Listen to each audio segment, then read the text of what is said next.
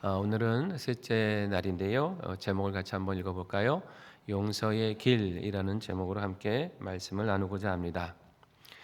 예수님이 이 땅에 오셨을 때 종교 지도자들은 예수님을 배척했고 미워했습니다.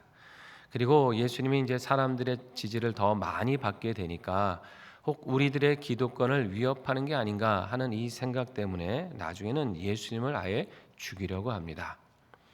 하지만 많은 사람들이 예수님을 지금 따라다니고 있는 상황에서 그 일을 구체적으로 실행하기란 그렇게 쉽지만은 않았습니다. 그래서 항상 모의하고 궁리를 했습니다. 그런데 이들의 이 계획을 결정적으로 앞당겨 준 사람이 있어요. 그것이 바로 가롯 유다라고 하는 예수님의 제자입니다. 그는 대제사장들을 찾아가서 이렇게 말합니다.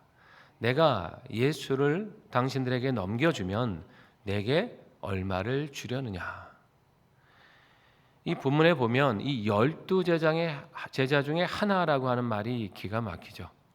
여러분, 이 당시 제자는 당시 수업료 내고 지식을 전수받는 그런 사람이 아닙니다. 스승과 동고동락을 같이 하는 사람이에요. 함께 먹고 잘 뿐만 아니라 운명을 같이 하는 사람이 제자입니다. 누구보다 스승 곁에서 스승을 지켜야 될 사람이 지금 자신이 나서서 지금 스승을 배반하고 있다고 하는 거예요. 다른 복음서에 보면 이 상황에 대해 사탄이 유다의 마음에 들어갔다라는 구절이 있거든요. 그렇다고 해서 이 말이 유다는 스승을 팔 생각이 전혀 없었는데 사탄이 억지로 강제로 그를 이렇게 끌고 갔다 그런 뜻이 전혀 아닙니다. 그렇게 하는 법이 없죠. 이미 유다의 마음에는 스승을 팔 생각, 배반할 마음이 있었고 그것을 사탄이 더욱 틈타서 충동질했다 이러한 뜻입니다. 여러분, 이제 이 사건 앞에 어떤 사건이 있냐면 마리아라고 하는 여인이 값비싼 향유를 예수님에게 부은 사건이 있지 않습니까? 그때 여러분 그 유다가 그것을 보면서 뭐라 그랬습니까? 아니, 이 비싼 것을 가난한 사람들에게 나눠줘야지 왜 이렇게 허비하느냐고 마리아를 책망했잖아요. 마치 가난한 사람들을 위하는 것처럼 말했지만 성경은 뭐라고 표현하냐면 그는 도둑이라고 말을 해요. 돈 맡은 사람이었는데 그 중에 자신의 필요에 따라 얼마를 훔쳐가고 위용했던 사람이다. 아예 유다를 그렇게 정확히 설명을 합니다. 기본적으로 돈을 좋아하는 사람이었고 그것이 삶의 목적이었을 수도 있고 그렇다고 하면 기회를 보아 얼마든지 부당한 이익이라도 취하기를 원했던 사람이다라는 것이죠. 결국 그가 예수님을 따라다녔던 목적도 순수하지 않았던 것으로 보입니다. 예수님을 따라다니다가 어떤 이익을 얻게 되지 않을까? 저분이 정권이라도 잡게 되면 그 곁에 있던 우리는 부와 권세를 누릴 수 있지 않을까? 이 동기가 그 안에 다분히 있었다라는 것이죠. 그런데 가만히 보니까 상황이 유다의 생각대로 가지를 않아요. 예수님이 좀 나라의 중심부로 가셔서 권력을 잡으셔야 되는데 보니까 그게 아니라 오히려 순환받고 죽음의 길로 가고 계시다는 것이죠. 그러다 어떤 생각이 들었겠습니까? 이거 완전 이거 허탕 아닌가? 이분을 따르다가 나도 정말 손해보고 끝나는 거 아닌가? 내 운명도 잘못되는 거 아닌가? 아마 이런 생각이 들었을 겁니다. 문제는 그 상황에서 그의 선택이 무엇이었냐 하는 것이죠. 스승이 가는 길이 올바르다고 믿었다면 끝까지 내가 고난과 어려움이 있더라도 나 이 스승의 길을 따르겠다라고 하는 그 결심이 있어야 되는데 그는 오히려 내가 받을 보상은 무엇인가 이것부터 계산했다는 거예요. 그게 우선순위였어요. 예수님으로 인해서 내가 원하는 것을 얻지 못할 거라면 차라리 이분을 팔아서라도 지난 세월에 대한 보상이라도 받겠다. 이것이 그의 마음이었습니다. 본문을 보십시오. 제사장들이 유다를 찾아온 게 아니에요. 유다가 제사장들을 찾아간 거지 않습니까? 그러면서 뭐라 그래요? 내가 예수를 넘겨주겠다라는 거예요. 내가 이 일을 주도적으로 하겠다. 당신들이 바라고 생각하는 거, 고민되고 있는 문제 내가 앞장서서 해결해 주겠다. 내가 협조할 테니 합당한 보상을 달라. 그 얘기 아닙니까? 대제사장들 입장에서는 너무나 반가운 이야기였을 겁니다. 그렇지 않아도 지금 사람들이 너무 많이 예수님을 따라서 이분을 어떻게 죽여야 될까 고민되고 있었는데 내부에서 이렇게 함께 배신해서 협력하겠다고 하니까 이건 얼마나 반가웠겠어요? 그리고 유다에게 보상을 해줍니다. 얼마 줍니까? 은 30을 달아줘요. 이 당시 은 30은요 노예 한 사람 값 몸값입니다. 이게 아주 헐값이에요. 마리아라는 여인은 300데나리온이나 되는 아주 값비싼 향유를 예수님을 위해 아낌없이 붓고 있는데 제자라고 하는 사람이 겨우 노예 한 명의 헐값에 지금 예수님을 팔아 넘겼다는 것입니다. 성경을 보십시오. 유다가 그 보상에 대해서 불만을 표출했다는 얘기가 없어요. 복음서 어디에도 그 얘기가 없습니다. 왜 이것밖에 안 주느냐? 내 수고가 이것밖에 안 되느냐? 이런 말이 없어요. 그냥 그 정도로 만족한 거예요. 그가 예수님에 대한 가치를 얼마나 하찮게 여기고 있는지를 보여주는 대목이죠. 유다는 그것을 받고 어떻게 합니까? 그때부터 예수를 넘겨줄 기회를 찾더라라고 성경은 말씀해요. 기회를 찾았다. 우발적으로 한 일도 아니고 충동적으로 한 일이 아니라 계속해서 기회를 찾고 엿보고 계획하고 의도적으로 예수님을 팔 계획을 구체적으로 계속해서 생각하고 있었다, 이런 얘기죠. 이 말은 어떤 뜻입니까? 얼마든지 그 사이에 돌이킬 기회가 있었다라고 하는 거예요. 충동적으로 한 번에 일어난 일이 아니라는 것이죠. 그러나 돌이킬 기회가 있었는데 유다는 돌이키지 않았다. 스스로 자기의 그 배반의 길을 선택하며 걸었다, 그런 말씀입니다. 예수님의 제자였던 유다가 왜 이렇게 스승을 팔아넘기는 사람이 됐을까요? 그 마음에 두 마음을 품었기 때문이죠. 전적으로 예수님을 따라가야 되는데 예수님으로 인해서 어떤 이익을 얻을 수 있을까, 이것을 계산하며 따랐기 때문이에요. 여러분, 두 마음을 품으면 어떻게 됩니까? 결정적일 때 그 마음이 나타나게 되잖아요. 두 마음을 품게 되면 사람은 기본적으로 죄된 본성이 있다 보니까 양심을 따라가지 않고 욕심을 따라가게 되어 있어요. 선한 길을 결정하기보다 악한 길에 기울이게 되어 있는 겁니다. 여러분, 우리는 오직 한 마음으로 우리 주님을 따라가야 될 줄로 믿습니다. 예수님과 세상을 겸하여 섬길 수 없는 거예요. 두 주인을 섬기다 보면 필연적으로 우리는 예수님을 배반할 확률이 높습니다.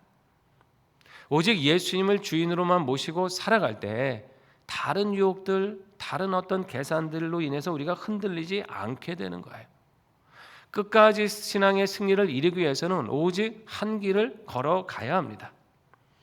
여러분, 이러한 결단으로 예수님만을 주인으로 섬기시면서 그분의 길을 올곧게 따라가는 우리 모두가 되시기를 바랍니다. 가룟 유다의 배신을 예수님이 모르셨을까요? 아니죠. 다 알고 계셨어요. 그럼에도 예수님은 가룟 유다를 끝까지 기다리십니다. 미리 내치실 수도 있잖아요. 저놈은 나를 배반할 놈이구나. 아셨으면 미리 끊어내셔도 되는데요. 그렇게 안 하셨어요. 어쩌면 유다로 하여금 스스로 깨닫고 돌이킬 기회를 주셨는지도 모릅니다. 요한복음에 보면 예수님은 마지막 만찬 자리에서도 가룟 유다를 배제하지 않으셨어요. 그 자리에 유다가 있었어요. 그 자리에서 일일이 예수님은 제자들의 발을 씻겨 주셨잖아요. 가룟 유다의 발도 씻겨 주셨습니다. 그리고 떡과 잔을 나누시면서 말씀하셨죠. 이 몸은 너희를 위하는 나의 몸이다. 이 잔은 너희를 위하여 흘리는 나의 피다. 이러면서 똑같이 떡과 잔도 나누어 주셨습니다. 아니, 자신을 배반할 제자인데 더구나 계속해서 기회를 엿보고 있는 것을 아시면서 그럼에도 계속해서 배제하지 않으시고 곁에 두실 수 있습니까? 왜 그러셨을까요? 모든 것을 아심에도 죄인에게 돌이킬 기회를 주시라는, 끝까지 그를 포기하지 않으시는 주님의 마음이신 줄 믿습니다. 이탈리아 작가 단테라는 사람이 지은 신곡이라고 하는 작품이 있죠. 이 작품에서 그는 이 천국과 지옥에 대해서 이제 묘사를 하고 있습니다. 지옥을 모두 9층으로 나눠서 그리고 있는데요. 여기 보면 음행과 탐욕, 분노와 폭력, 사기와 배신, 이 온갖 이 죄악을 지은 사람들이 각각의 층에서 고통받고 있는 것을 묘사를 해요. 근데 이 중에 맨 아래층, 그러니까 맨 바닥이라고 할 수 있는 그 9번째 층에서 벌을 받고 있는 사람들을 단테는 배신의 죄를 지은 사람들로 그리고 있습니다. 여러분, 로마의 시저를 왜 암살할 때 그 양아들이었는데 같이 배신하고 시저를 칼로 죽인 브루터스라고 하는 사람이죠. 이 사람이 이 지옥에 있다라고 묘사를 하고 있고, 그리고 예수님의 제자인데 예수님을 팔아넘긴 이 가룟 유다가 지옥의 9번째 층에서 고통받고 있다라고 그리고 있습니다. 왜 이런 이야기가 나왔을까요? 그만큼 믿었던 사람을 배신하는 죄는 굉장히 크다라고 하는 것입니다. 가벼운 죄가 아니라는 거죠.